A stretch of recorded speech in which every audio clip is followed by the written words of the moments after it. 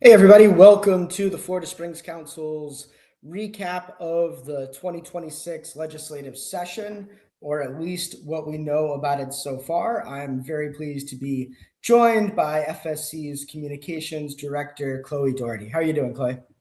Good. Thanks for having me with you, Ryan. Yeah, it's been a long legislative session, and it's not exactly over, but we are at kind of a break point where we can look at what's happened with a lot of the policy bills, at the very least, if not the budget, in the 2026 session.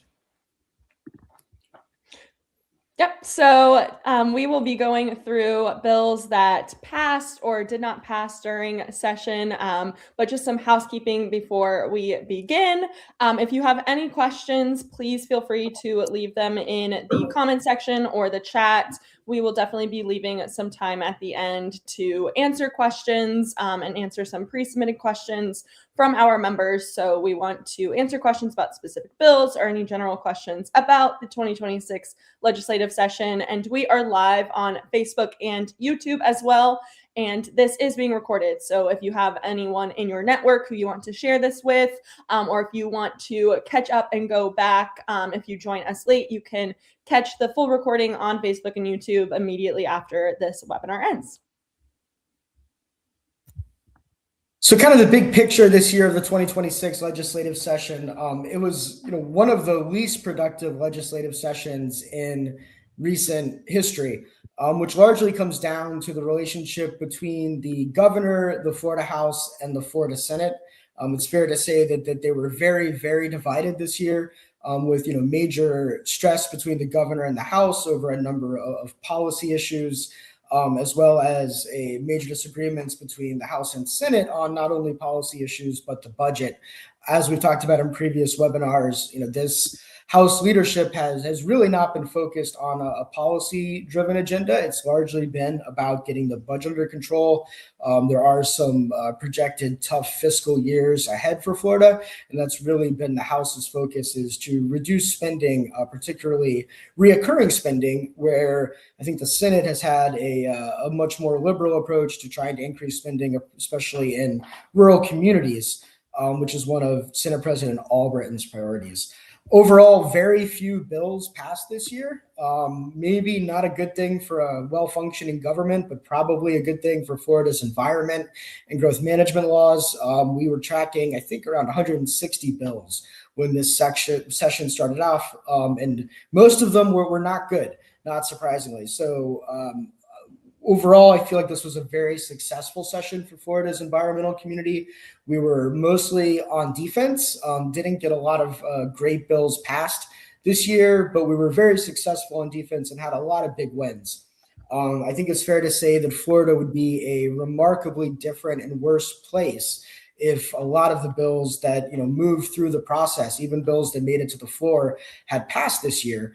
And if you think about issues like blue ribbon projects, cattle grazing, I mean, those would have had massive impacts across our state, and those bills were all defeated despite making it through their committees and making it to the floor.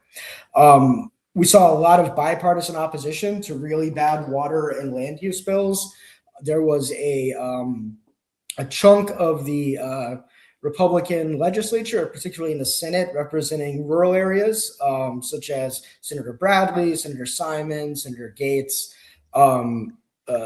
Senator Wright, as well as some of the Miami-Dade Republicans like Senator Garcia and Senator Rodriguez, Senator Pizzo, who has no party affiliation. They were able to, create a coalition with the Democrats to stop a lot of the worst bills that were being pushed, even when those bills had, really strong support from influential industry groups or Republican leadership. So I think we're very effective in that. The legislature did not do the one thing that they're constitutionally mandated to do, which is to pass a budget. So they did adjourn sine die, essentially killing everything where it was, and plan to come back sometimes in April for a special session to pass a budget. We also expect there to be a special session on redistricting, which I believe is scheduled for mid-April, and another special session on property tax initiatives going on to the 2026 ballot. So Despite what feels like a very long and intense 2026 legislative session already, it is we're a long way from the end of it, and there are a lot of budget issues left to work on. Finally, I would say I think we just the environmental community as a whole did a great job this session. We were very fortunate at the Florida Springs Council to have 4 amazing interns that worked with us during this legislative session. Grace, Harper, Reese, and Sarah did outstanding work. A couple of them were published in major newspapers with op-eds, did some really great GIS work, social media work, policy analysis for us. And they were a big help along with all of our allies in the Florida conservation community. Anything you want to add, Chloe? I would just echo a big thank you to our interns and our conservation partners, as well as our road trip advocates who joined us and made the long drive multiple times throughout session to join us at the Capitol. So we always appreciate our advocates joining us to speak directly to legislators, and just want to echo that the whole conservation community really did successfully hold the line and really kept some bad bills off that we'll be highlighting. Thanks, Chloe. All right, so we're going to start out talking about land conservation and growth management bills. This was the subject of a lot of legislation during 2026. We'd actually heard before session that there wasn't going to be a lot happening on growth management this year. And thanks to Senator McClain, nothing could have been further from the truth. So why don't you start us off, Chloe, talking about my least favorite bill all session, and one that I'm very glad we're able to stop. Yeah, starting off with 2 big wins to kick us off. So the first is stopping the cattle grazing on state lands bills. That was House Bill 1421 and Senate Bill 1658. And just for a reminder, when these bills were originally filed, they stated that land management agencies must consider the feasibility of allowing cattle grazing on all state-owned lands. So that includes our state parks, state forests, wildlife management areas, and if determined to be suitable, they must allow lands to be leased for cattle grazing. And these bills really lacked important guardrails. They didn't define what would be considered suitable, and really continue this theme we've seen over the past few years through different initiatives to privatize and commercialize our state parks. So they really raised red flags for us, but thankfully in the bill's second committee, we were able to work with Representative Cross and Representative Albert to improve the bill. So get an amendment that kind of narrowed it down a bit and did state that the amendment then stated that cattle grazing leases shall not allow the conversion of native wildlife habitat to improved pasture. So it did put the bill in a better posture, but overall still was a bad idea to be handing over our state parks to cattle grazing and to be changing the overall intent of why we conserved these lands. And so the good news is that these bills did not pass, although House Bill 1421 did pass the House floor. The bill was never heard in a Senate committee, so it didn't make it through any of the committees. And then the bill, after passing the House floor, was never sent over to the Senate. So we were able to stop the bills. And one reason that we think we did so is because of the impact that it would have on our state parks specifically. And so Ryan mentioned some of the work we did with our interns, and this is an example of that. One of our interns, Sarah, put together these really incredible maps to show the impact that the bill, after it was amended, would have still had on our state parks. And so we worked with experts to determine what lands would be at risk of cattle grazing if the bill had passed. And so we included state parks with ecosystem types that would classify as grazable lands, and then limited to lands over 500 acres with grazable lands, and the state parks that already included mentions of cattle grazing in their land management plans. And ultimately, we found that over 100,000 acres across over 25 state parks would be at risk of potential cattle grazing. And so we were able to put this together, and that includes over 70% of Paynes Prairie State Park, nearly 50% of Jonathan Dickinson State Park, lots of lands around our springs in various different areas. And so we were able to work with our conservation partners and able to stop this bill, which was great news. And thankfully, it was never heard in the Senate. So we were really happy to see the Senate kind of take a strong position against this bill. Ryan, anything you want to add to that? Just a couple more shout outs. Yeah. Longtime advocates Pat Hardin and Dana Bryant were both just instrumental in opposition to the bill, but also in creating the maps in front of you. Dana did an incredible job testifying at the House State Affairs Committee about the threat to state parks. Some of the most effective committee testimony I've ever seen. And, also I think a big kudos to Senator Rodriguez for not allowing this bill to be heard in its first committee, which really made it nearly impossible for the Senate to take it up even after the House had passed it. So a lot of hands on the pot on this one, but I think this really shows there was a lot of strong support from the Cattlemen's Association, a lot of pressure. In the first committee this bill was heard in, most of the Democrats voted up on it. And that really got me concerned. I know it got you concerned, Chloe. And I'm really happy we were able to kill this one this year, but I'm sure it's going to be back next year. And I think it's something we need to be working on during the off season to make sure that, we're ready to fight this again. Yeah, really good point. And next bill to talk about is another good win and kind of an example of that, working on the off season with our conservation allies to make sure we get greater protections for our conservation lands. So this is House Bill 441, Conservation Lands by Representative Kendall, and it had a companion bill in the Senate that was SB 546 by Senator Mayfield. And thankfully, these bills passed and with unanimous support. And just for some background, this was legislation that was proposed in response to the Guana Wildlife Management Area land swap proposal from back in May, when they were trying to hand over parcels of guana for various scattered parcels in other areas.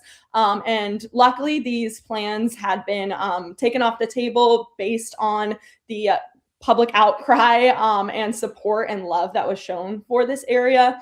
And thanks to Representative Kendall, who stood with conservationists and our guana land defenders and really took a hard stand against those land swap proposals. And after seeing that proposal unfold, she really wanted to take action this legislative session to provide greater transparency and oversight and accountability. And that's ultimately what this bill is. So it includes a mandatory 30-day notice and statement explaining the proposed action for land swaps in the future. So this gives more opportunity for the public to be aware and involved throughout the process. I believe it was 7 days before, so this is just more time for the public really to have a chance to read the proposals, be familiar with it, and then to make notice and show up at the meeting and have an opportunity to have a hand in the decision that is made. And so the bills passed their committees unanimously and then passed on the House and Senate floor as well. And we were thankful to Representative Kendall and Senator Mayfield and various different organizations and advocates who really made this happen. Absolutely. So moving on to what I think is probably the second worst bill this session and one that got a lot of attention. These are House Bill 299 and Senate Bill 354, Blue Ribbon Projects.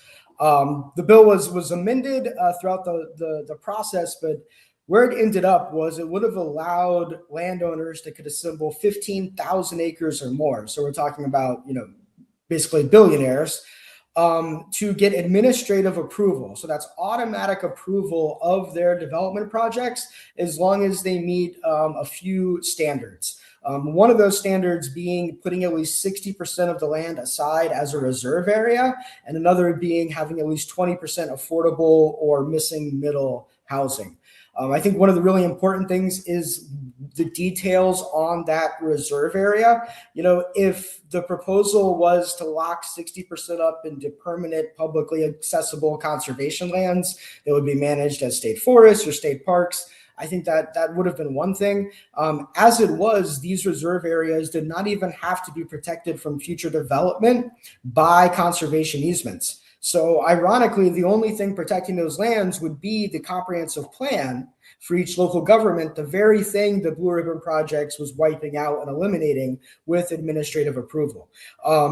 These bills, they allowed up to 12 dwelling units per acre. So depending on how you measure that, that's somewhere between 100 and 200,000 dwelling units, and essentially could be placed in any rural area where someone could, put together 15,000 acres. So these bills would have been devastating for our water resources, for wildlife connectivity, and for just rural communities trying to keep their rural nature. The bills made it all the way to both floors. Unfortunately, got hung up in the Senate when a couple of senators who had been opposing or supporting the bills in committee switched their votes to no, which led the bill to be temporarily postponed with about a week to go in session. And at no point were the supporters of the bill able to cobble together enough votes to get it across the finish line. Thousand Friends did great work on this bill, but I think really we have Kathleen Passidomo, Senator Kathleen Passidomo, former Senate president, to thank for this. She really went all out to stop these bills, gave some of the more powerful floor debate comments that I've seen in a while, and certainly managed to bring, that same kind of rural Republican / Miami-Dade Republican bloc that I was talking about earlier, managed to bring them together along with the Democrats to get together enough votes to defeat this. Again, I think there's a very good chance that this bill will be back next year. And unfortunately, we will no longer have Senator Kathleen Passidomo in the legislature. And I think, if you were to measure Senator Passidomo's impact and the terrible things that she's stopped from happening in this state, she's probably one of the most influential legislators, we've had in this century. So she is certainly going to be missed. And I'm very nervous about, she's had either the presidency or the rules committee for 4 years now and has really used those tools very effectively. And I'm kind of nervous about what 2027 is going to look like in a state Senate where Stan McClain is still in office, but Kathleen Passidomo is not.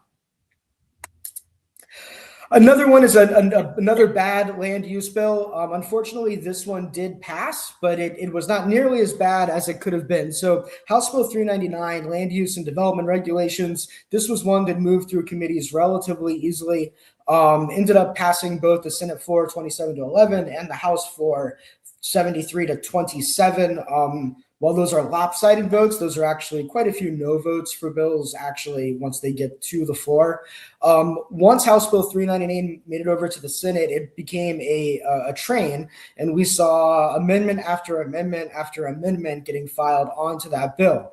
And at this point, I think most of what ended up in the bill were not things that were in the bill when it was originally heard in committee. Probably the two most important amendments, very, very bad amendment by Senator Jonathan Martin, no surprise, that would have essentially eliminated rural boundaries in Orange and Seminole counties. The bill gave counties kind of a false choice of being able to maintain their rural boundary if they were able to pay the full fair cost of the land use at the highest possible use for every acre of land within the rural boundary. I feel pretty confident, although no one knows what that would cost. It would be an incredible amount of money that no county in Florida has. Their other option would be essentially to be forced to eliminate the rural boundary. Again, we saw that same block of Democrats, rural Republicans, Miami-Dade Republicans come together to defeat that very, very bad amendment before it went back to the House. When it went back to the House, it went back and Representative Escamani attempted to add language, a bill we're not going to cover because it did not go anywhere in the House, but Senate Bill 840 was the Senate fix-it bill to Senate Bill 180 that passed last year. Senate Bill 180 is the bill there was a lot of controversy about going into session. It restricts, essentially prevents local governments from improving their comprehensive plans for the immediate future and following any storms. We saw developers really taking advantage of this to try to strike down protective land use policies and, county after county after county across the state. Fixing that was a priority of the Senate. They passed Senate Bill 840 unanimously very quickly. The House refused to even allow an 840 fix-it bill to be filed. The companion to 840 was actually a bill that would have made the problem much, much worse. So Representative Escamani, on basically the last day of session, took the language of Senate Bill 840 that had already passed the Senate and attempted to put it on to this bill, House Bill 399.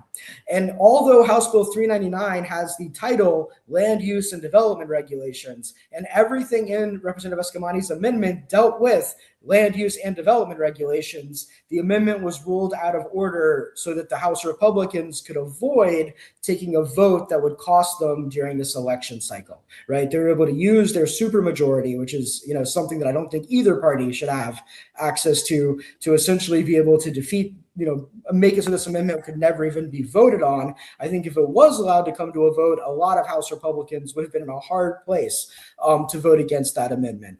So some of the real shenanigans that you see in the legislature going on there.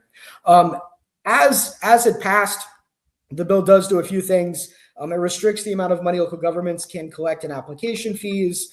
It has a provision that requires administrative approval of special exception and variances for large destination resorts. This is intended to allow the Fontainebleau in Miami to build a water slide. It preempts the local government regulations of compost facilities. That was added by Senator McClain on the last day. It restricts local government's ability to deny rezoning applications on compatibility grounds. It requires local governments in most situations to list mitigation factors that a developer could do to make a development compatible. It also essentially outlaws something that we see quite a bit, which is a rejection for compatibility purposes based on neighborhood feel or community culture. And essentially, you can't do that anymore. So this is trying to keep local governments from denying rezoning. Again, this doesn't affect comp plans. This is when you have a comp plan that allows a future land use, a developer is coming in to change the zoning under that future land use, and local government wants to deny it for a compatibility reason. And finally, it requires local governments to treat off-site constructed homes, mobile homes per se, the same as site-built homes in neighborhoods that allow single detached residential dwellings. And one more to touch on, and this one real quick, House Bill 723, Senate Bill 250. I mentioned this earlier. This is rural counties. This is Senate President Albritton's priority legislation that he's been pushing for both of his years as Senate President. It was passed on the second day unanimously by the Senate this year and was never brought for a vote in the House. The rural counties bill largely deals with funding for those rural counties. And again, with the House's priority being in restricting funding, there was a lot of opposition to this proposal. What's been reported is that a lot of the hangup between the House and Senate on the budget comes down to Senator Albritton wanting to use what's called the sprinkle list or supplemental appropriations to achieve many of the things that would have been achieved had Senate Bill 250 passed. He's going for a very large supplemental appropriation budget this year that the House appears to be balking at. All right, so now we're going to move into water bills. Obviously, this is something that we focus on a lot at FSC. And while there wasn't quite as much as we saw with growth management and land conservation, it was still a busy year when coming to Florida's water statutes and rules. So first, we're going to talk about the Ocklawaha River restoration bills. That was House Bill 981, Tributaries of the St. Johns River by Representative Duggan, and its companion bill, Senate Bill 1066 by Senator Brodeur. And unfortunately, those bills did not pass this session. These, just for some background, were bills that would have reunited the Silver River, Ocklawaha River, and St. Johns Rivers by creating a plan to breach the Rodman Dam and restore the Ocklawaha River. And it really focused on the economic benefits and recreational opportunities that can come with restoration by creating an advisory council, bringing various stakeholders to the table to provide recommendations for those recreational and economic development projects. So we did see both of these bills move through their committees with great, strong support through the House. with unanimous support through the Senate with only a no vote from Senator McClain. And the bill in the House did pass 107-3, but unfortunately it was never brought up for a vote on the Senate floor, despite that really great, strong support. And so it was a disappointing outcome, and we will continue to push for Ocklawaha River restoration. But at the end of the day, it did die on the Senate floor, which was disappointing for Ocklawaha River restoration advocates. And we're grateful for the work that a lot of our partners and advocates got to do, especially highlighting the benefits that we got to experience and see with the drawdown that happened. So it was a great opportunity to get out and experience the river, and we'll continue to allow that to carry us forward and motivate us to restore this great riverway. And just to jump in to answer some of those questions. So the thumbs up is not what we're happy that the bill died. We were supportive of the bill yes. as it moved through the process. We are very disappointed that it died. Thumbs down means that we did not like the bill as it moved through the process, regardless of what the outcome was. Correct. Sorry for the confusion. Next, we have the PFAS bills. I will not begin to pronounce that, but it was House Bill 1019 by Representative Connerly and its companion, Senate Bill 1230 by Representative Harrell. Now, with the PFAS bills, we did have two sets of PFAS bills that were filed this year, and unfortunately, the stronger of the sets of PFAS bills that were filed by Democrats were not heard in committee. These are bills HB 855 and Senate Bill 1058 that would have directed DEP to establish statewide target levels for PFAS, so really strong protections to begin to address the issues with PFAS and forever chemicals. And so those bills were never heard, but the legislature did start and take a step forward by passing unanimously these bills, 1019 and 1230. And so what these bills do is restrict the use of firefighting foam containing intentionally added PFAS, with increasingly strong regulations going into effect through July 1st, 2029. So continuing those after it comes into effect this July, I believe. And then it also requires that public entities disposing of wastewater conduct at least one sampling for PFAS each quarter. And once again, these bills did pass unanimously. Thank you, Chloe. All right, so areas of critical state concern, House Bill 755, Senate Bill 934. We weren't planning on covering these bills, but on the second to last day of session, Senator Simon filed an amendment. Any of you who have been following us since last year probably remember that we worked hard to get oil drilling banned in the Apalachicola River Basin by establishing a 10-mile prohibited drilling zone in and around the National Estuarine Research Reserve there. This bill expanded that prohibition out to 30 miles for counties that contain an area of critical state concern, which is Franklin County. Passed both chambers unanimously, and I continue to be amazed at Senator Simon and Rep. Shove's ability to get oil drilling banned in the state of Florida.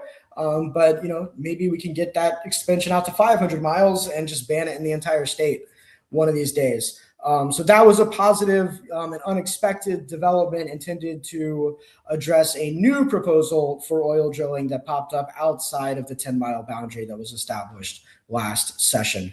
And those bills, again, both passed unanimously. Ryan, I think we actually accidentally went over the biosolids bills, if you want to go back one. Got it. Biosolids. So we're going to talk a little bit later about the Department of Agriculture and Consumer Services bill. One of the provisions in that bill essentially bans all biosolids that are not Class AA in the state of Florida starting in 2028. With that, we're expecting to see a lot more biosolids converted to Class AA. For those who don't know what biosolids are, this is the sewage sludge that is pumped out of folks' septic tanks and then eventually is applied to the land around the state, typically as a form of disposal. One of the big issues in the St. Johns River Basin, as well as some other springs, is that we're seeing biosolids, especially the Class B biosolids, cannot be land applied in South Florida and the Everglades. So those have been shipped up to North Florida, central North Florida, typically to be disposed of at the headwaters of the St. Johns River, leading to massive water quality issues. With the FDAX Bill 290 essentially banning everything but Class AA, that prohibition will go away, which I think led to extra interest in being able to finally establish a system for regulating Class AA biosolids, which are essentially used as fertilizer, but up to this point had not really been regulated. So this was much needed legislation. Need to give a bunch of shout outs. Senator Bradley, who really ran this bill in the Senate and made the final calls on this one, did a masterful job of being able to work with a lot of different stakeholders on this bill to land it in a place where the environmental groups supported it, as well as having supported agencies and industry. We had really great work from Beth Alvey at Audubon, Florida, Lisa Reineman at St. John's Riverkeeper, and John November at the Trust for Public Land Conservation. All did excellent work in being able to bring this bill in for a landing. So what does it do? Well, it requires the Class AA biosolids be managed for beneficial reuse, not disposal. And that basically means they have to be applied at or below the agronomic rate as a way of growing some crop. It requires DEP to initiate rulemaking by November 1st, 2026, to be able to actually put these rules into place. That was a big sticking point as the bill moved through the process. And I was very happy to see that end up in there. These bills ended up passing unanimously. And while they're not, some of the bills that I think we heard the most about during session, because they were moving forward, and we did have really good sponsors in both Senator Bradley and Rep. Schoaf on these bills, I think down the line, the combination of banning Class B biosolids and putting in a system to regulate Class AA will be, some of the more important policies to be established during this legislative session, particularly as it applies to water quality. Biosolids have been a major issue that Riverkeeper and Audubon and John November have been working on for years and years and years. And I think this was probably the best possible outcome for this issue this session. So just things really aligned with this in the FDAX bill. And I think hopefully we'll see some decreased water quality problems, especially in the St. Johns River, as a result of those two pieces of legislation.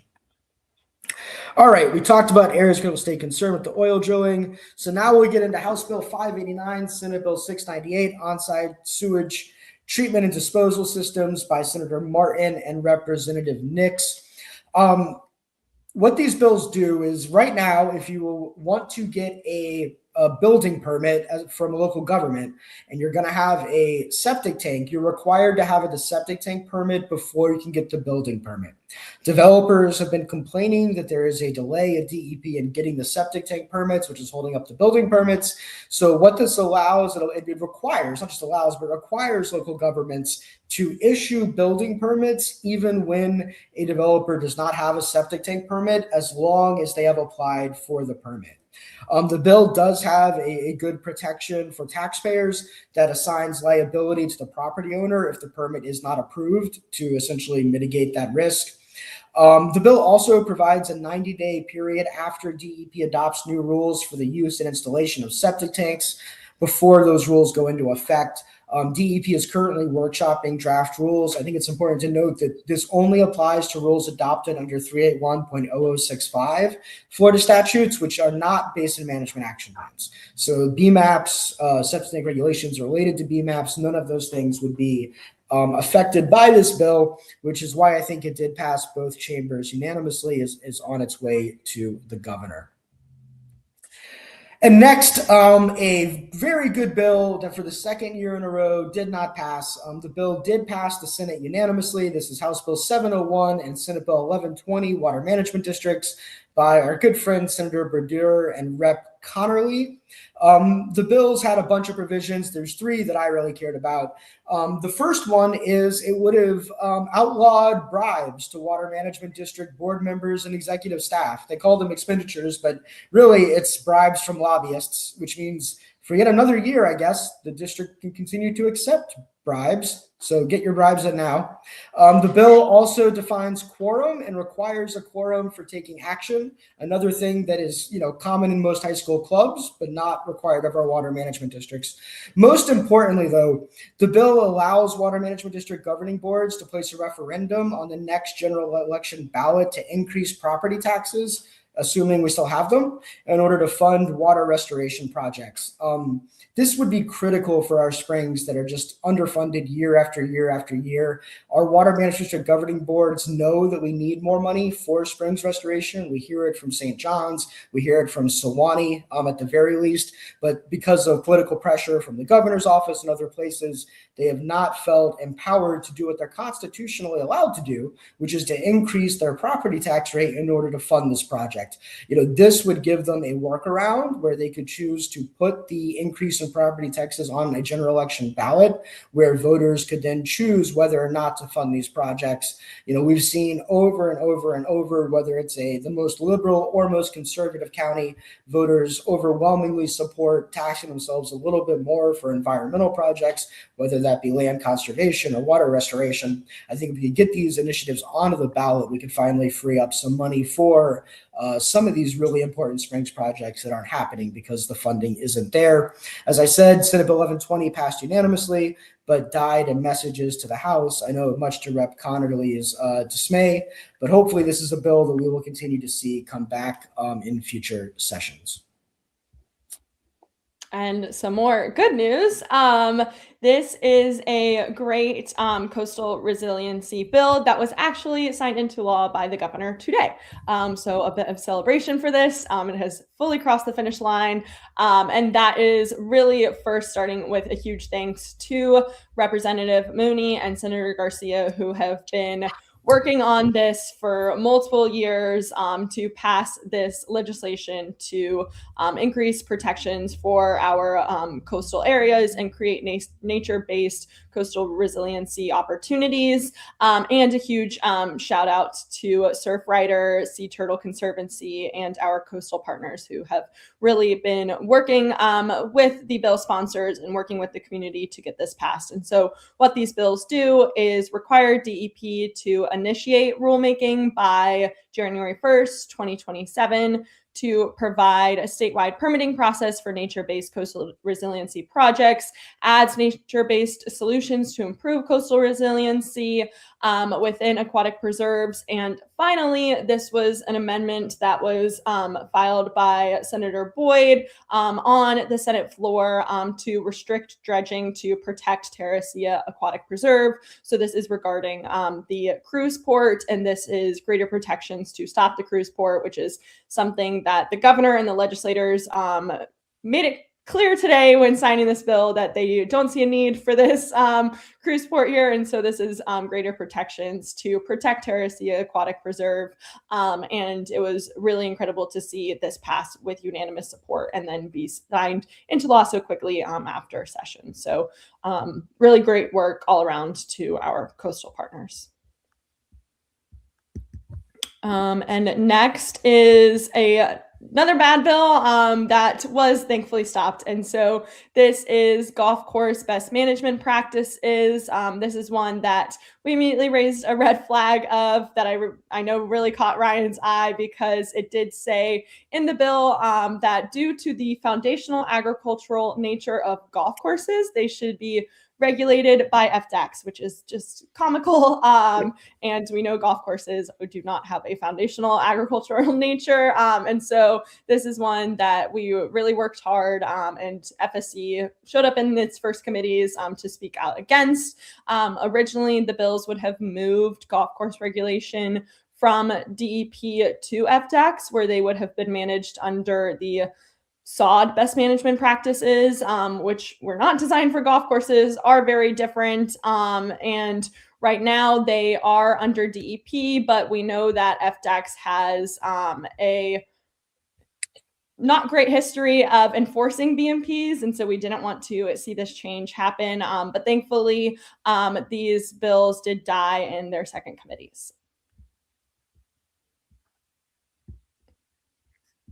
And some more bad news. Good good bills, bad news, is Senate Bill 240 auxiliary containers and House Bill 575 auxiliary containers. These are bills that we worked with our coastal partners, worked with the bill sponsors to come up with some solutions to the bad plastic preemption bills that we've been fighting the past few years. So if you've been following FSC, if you are members, you are aware of how hard we had to push to stop the previous bills that would have eliminated regulations of local regulations of single-use plastics and other containers in our state parks, in our local areas. For example, at Ichetucknee, you can't bring plastic bottles or plastic bags when tubing down the river. And so we spent the last few legislative sessions really working hard to stop those bills, and were successful in doing so. But this year we were able to come to the table with legislation that kind of created a balance and gave local governments the opportunity to adopt new ordinances for regulating glass, polystyrene, and single-use plastics on public property. It allowed DEP to regulate single-use containers on conservation lands and create a uniform ordinance going forward, and also instructed DEP to develop a statewide marine debris reduction plan, which was really important for our coastal partners as well. And so this was a great bipartisan effort and or filed by two prominent Republicans with great support in its first committee. But unfortunately, the bill did only pass one committee in the Senate, and it was never came up for a vote in the House. But we have heard that there is support from various different legislators. We hope that we can bring this back to the table next year.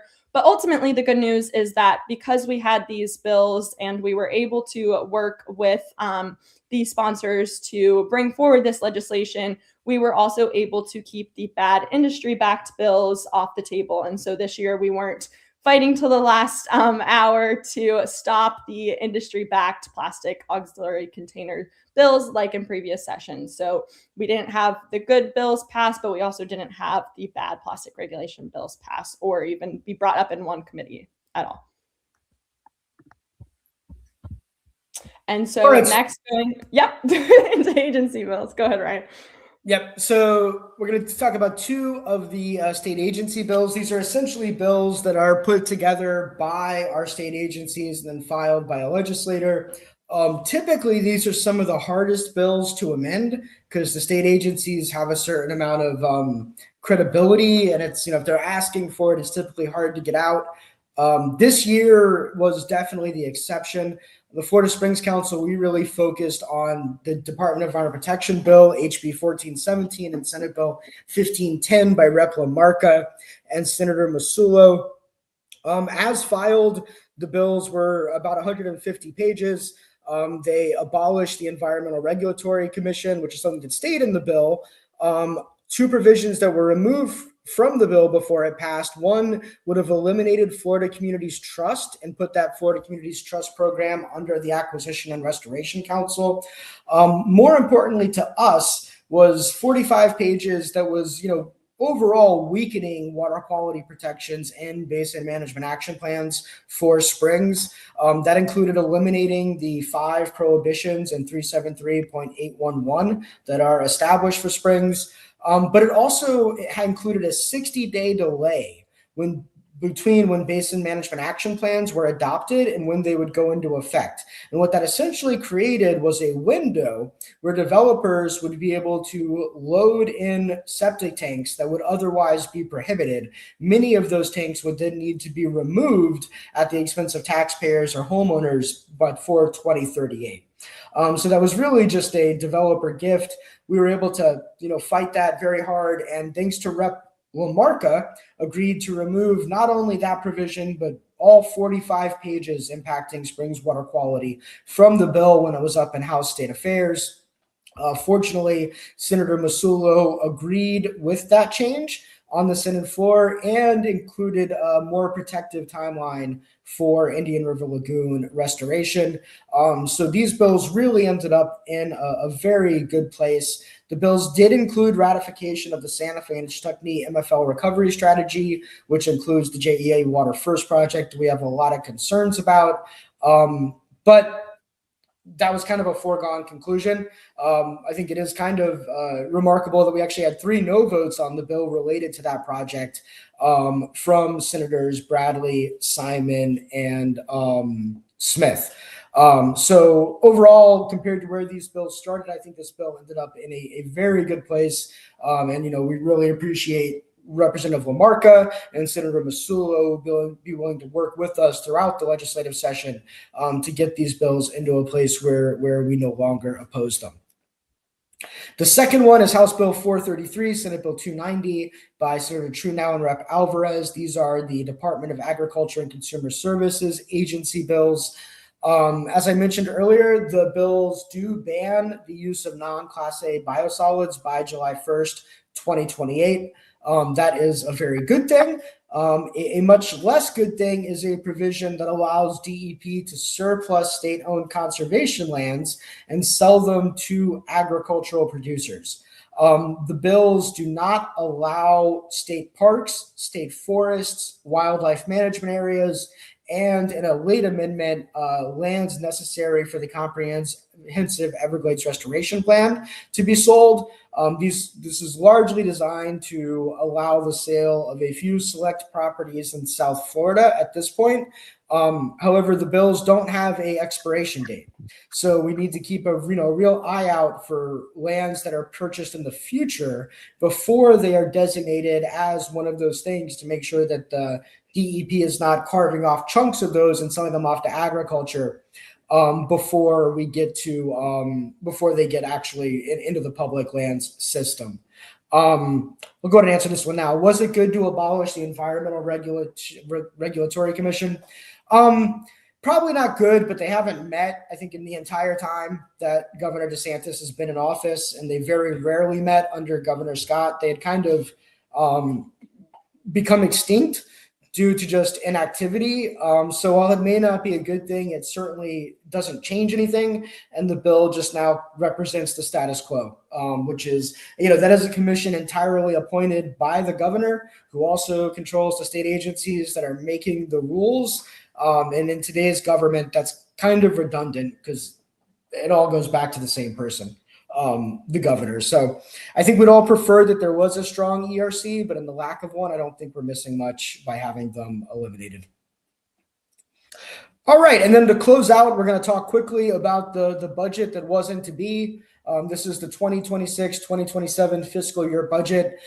Because the legislature adjourned sine die, all of the numbers that we're going to show you here, they're all dead, right? Both budgets are dead.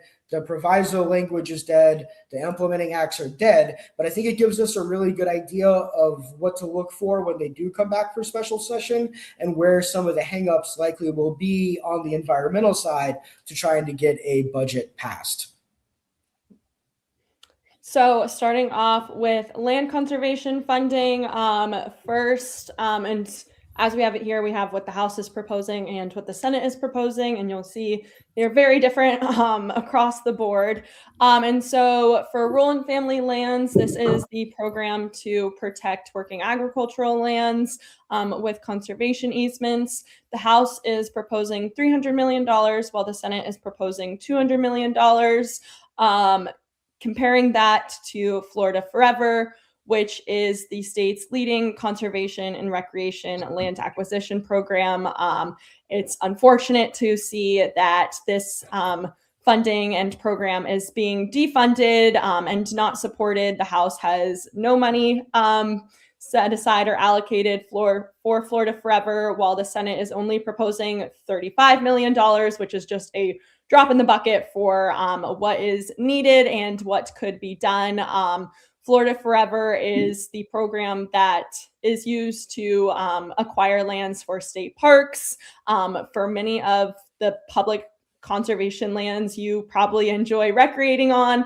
And the difference between these two programs is really that public access and ability to enjoy and get to experience nature and Florida's incredible conservation lands through projects on the Florida Forever list compared to the lands that are acquired under rural and family lands. So we definitely advocate and want to see more funding for Florida Forever. And it's really unfortunate to see this trend continue to move forward, where we are not funding Florida Forever and giving funding to acquiring more conservation lands to protect our water resources and to protect our wildlife habitat and to expand recreational opportunities. And then also comparing that to Florida Communities Trust, which is the program that's used to purchase a lot of local county and community parks, for example. I know there's one that I used to enjoy in Tallahassee visiting that it was acquired with Florida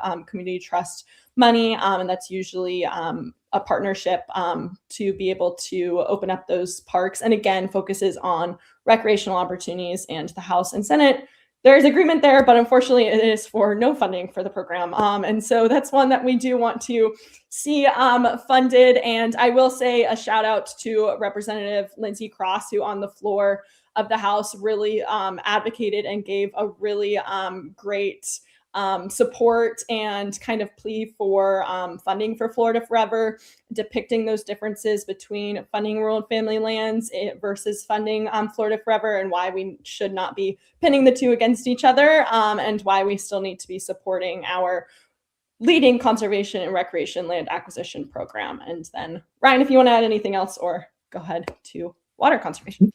No, just that I think Rep. Cross had a great session overall, and we're very lucky to have her in the legislature as an ally. Looking at water program funding, you can right off the page here, what jumps off, right, is the big discrepancy in Everglades funding. The Senate is more or less in line with Governor DeSantis's proposal, as well as historic Everglades funding at just over $800 million. The House is looking to curb that significantly with less than $350 million in Everglades funding. We were at a very similar place last year, and the House did cave and go to the Senate amount. It'll be very interesting to see what happens this legislative session. Springs are at the statutory minimum $50 million this year. I always complain that $50 million is not nearly enough for Springs. That remains to be true. However, it is, hopeful that at least we get the $50 million in a year when a lot of the, minimums are not real minimums and are being cut short. Hope we can keep that stable funding for $50 million for Springs when they come back for special session. Indian River Lagoon had no money in the Senate and only $25 million in the House. I found that to be very surprising. The Florida Keys has $20 million in both chambers. I imagine Keys advocates feel a lot like Springs advocates, that it's not nearly enough, but we're happy to get something. Akawaha restoration was funded at $15 million in the Senate, $0 in the House. Kind of ironic considering that the House ended up being the ones to pass the bill and the Senate ended up killing it. I expect that appropriation will go away. Apalachicola is at $5 million in the Senate and $0 in the House. And I hope and expect the House will come up to the Senate position on that one. Looking at water project funding, the Water Quality Improvement Grant Program, this was an effort that started some years ago to take what has been a very pork barrel political process of handing out water funding and turn it into a more scientific process, looking at the bang for the buck in projects. This started out as a septic tank removal grant and then ended up being expanded to include land conservation and agricultural projects. 2 years ago, the state dedicated a minimum of $200 million every year from the sports gambling compact to go to this program. And then, as you might remember last year, they eliminated all of it. And we are now seeing the repercussions this year with the Water Quality Improvement Grant Program being totally defunded in the House and Senate. And unfortunately, we are moving back to the Stone Age political process of handing out these funds based on politics and pork barrel member projects, which most of these are not projects to improve our water resources, but they are pumps and pipes to incentivize development, not try to, cure the damage we already have. So very disappointed by that. That's something I think we're going to look hopefully to cure in future sessions. Some good news is that BMP implementation, this is agricultural best management practices. This is record funding for best management practice implementation, which is much needed to help our agricultural producers to be able to conserve water and use less fertilizer. We saw $41 million in the House and 35 in the Senate. I think either of those numbers will be a significant improvement over where we've been in the past. And the JEA Water First project, this is the very controversial project to pump 40 million gallons a day of Jacksonville's wastewater to the Ichetuckney and Santa Fe basins to cure the minimum fluid level violations there, has $20 million in the Senate and zero in the House. While we have a lot of concerns over the project, it is very important that if the future of the Santa Fe and Ichetuckney rivers rely on it, that the project is funded, because we're looking at a total cost of, well north of $1 billion.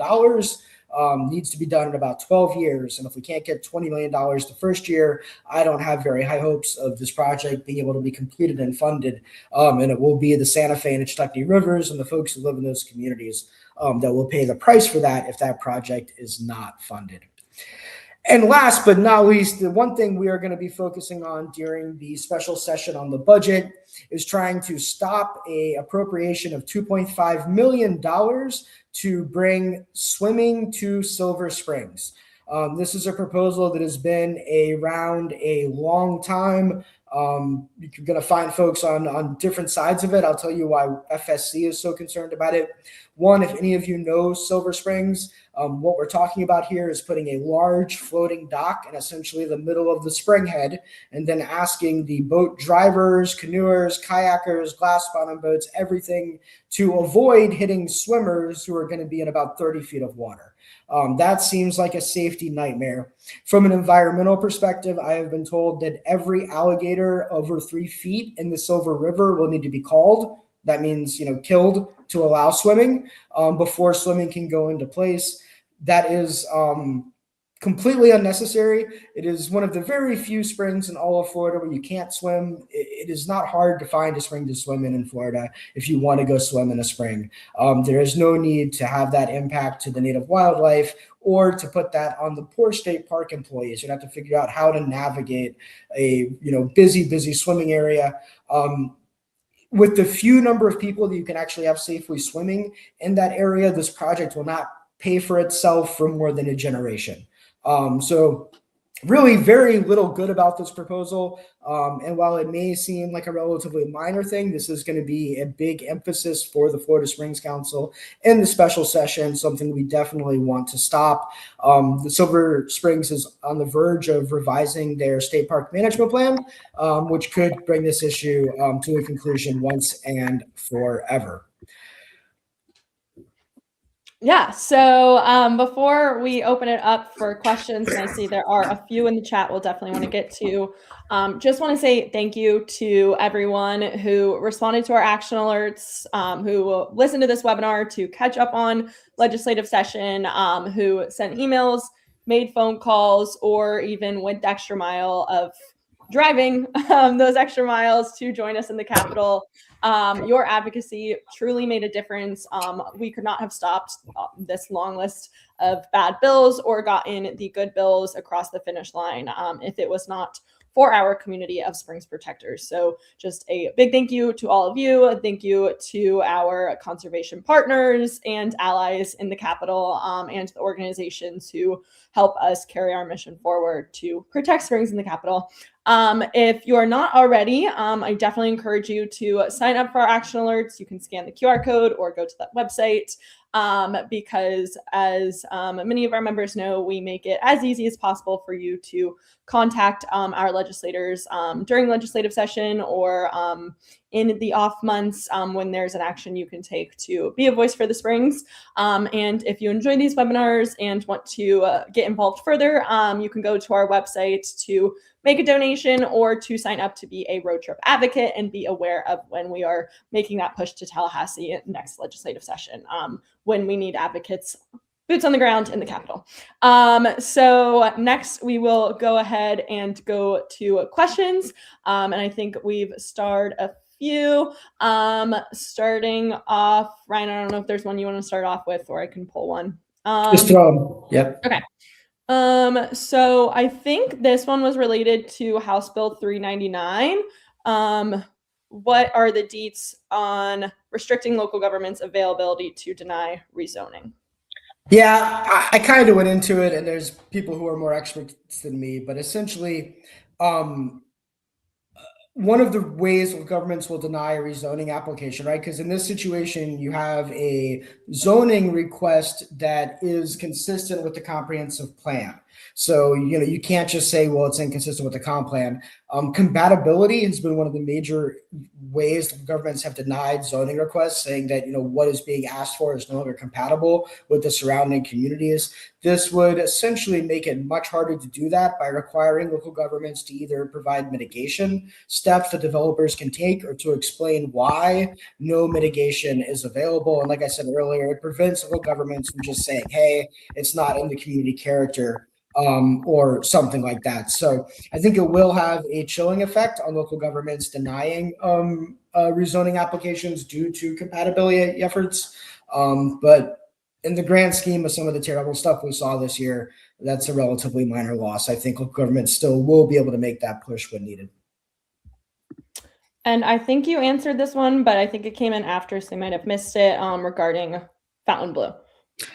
Yes, the within that same bill was a provision that essentially requires administrative approval from local governments of special exceptions or variances, like the one Fontainebleau would need to be able to build their water slide. And Miami also applies to any other large destination resorts as defined in the bill in the state of Florida. And then just to quickly answer, yes, this will be, the recording will be available online, so the slides will be up on Facebook and YouTube with the recording as well. And then this one is kind of about the process, and I do think it's an interesting question, if you want to go ahead and answer. No, unfortunately, they have to start over completely. And that's one of the unique things about the Florida legislature. We only meet for 60 days, which is really a system designed for a small rural state like South Dakota. However, that's also what we do in Florida. A lot of other states that have 2-year terms like Florida, they allow bills to roll over from one year to the other. So if you get it through, 3 committees one year, it comes back at that same place the next year. Unfortunately, in Florida, or fortunately, depending on whether you're talking about Akawaha or Blue Ribbon projects, everything has to start over from scratch next year.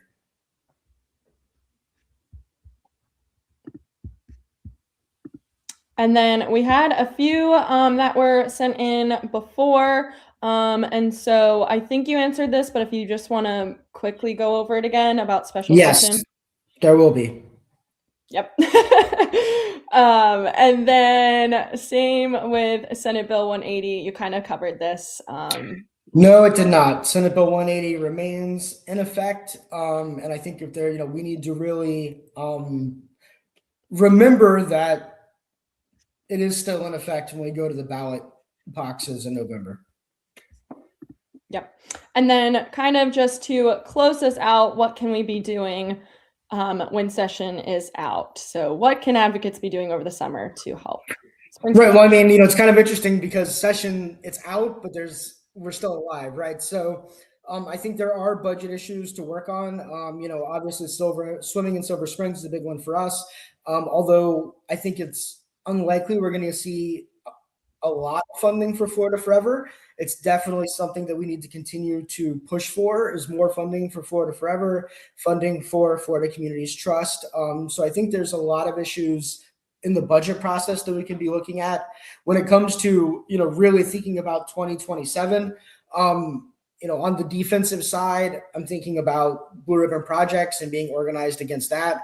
Definitely want to do as much as we can to prepare for, I think every year we're going to see some bill by agriculture to take away public conservation lands. So I think we need to be building up our resources on that front. In general, off season is the best time to meet with your legislator, right? So whatever your issue is, whether your issue is growth management or springs or Everglades, Florida Forever, wildlife corridors, it's really hard to get access during session, but those off months, that's when you want to be meeting with your legislators, establishing those relationships, helping to set what bills they're going to be filing, working on next year. If anyone is interested in that kind of relationship, doing that kind of stuff, we're happy to help. You can reach out to Chloe or I.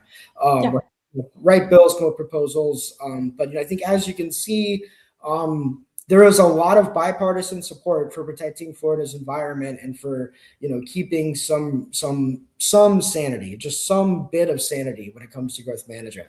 And I think we need to be working to really develop that coalition of legislators and to be bringing forward our own strong proposals each year. So we're not just beating the bad guys, but also advancing some stuff that will improve Florida.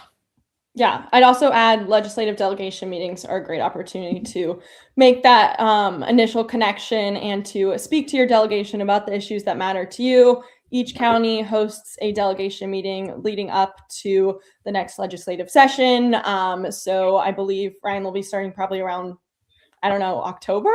But each county will have them. You can contact your county to figure out when your delegation meeting is, and you can go and make the case and advocate for the issues you care about and really make that connection with your legislators and before they even get into the Capitol, because we know once they're there, things move really quickly. So like Ryan said, it's important to make those connections ahead of time, and delegation meetings are a great way to do that. Right. And since the elections this year and sessions until March, it'll probably be January, February when you have those delegation meetings, but they really, they do matter. If you want to make a connection with your legislator, a great way to do it is to, if there's one of these bills that they voted the right way on, right, blue ribbon projects or conservation lands, whatever it is, to reach out to them and send them an email thanking them for their vote and then asking if you can meet with them to discuss whatever, right? A little bit of flattery goes a long way, and they'll think they're talking to a friend, and that can get you in the door to be able to have the meetings to figure out, what can we do to, improve things. Yep. So I think that is everything. Awesome. Well, I want to thank everyone for joining us. If you thought this was informative, it should be up on YouTube in a matter of hours. Please help us get the word out and share it. I want to give a big thank you to Chloe and our lobbyist in Tallahassee, Travis Moore. I don't think I would have survived this legislative session without them. And they are both a big part of the reason why we had so many good outcomes on bills that FSC worked on this year. So, part of a great team, and we're going to be back at it and look forward to talking with you all more about legislative issues next year. Hope everyone has a great night. Thank you. Thank you.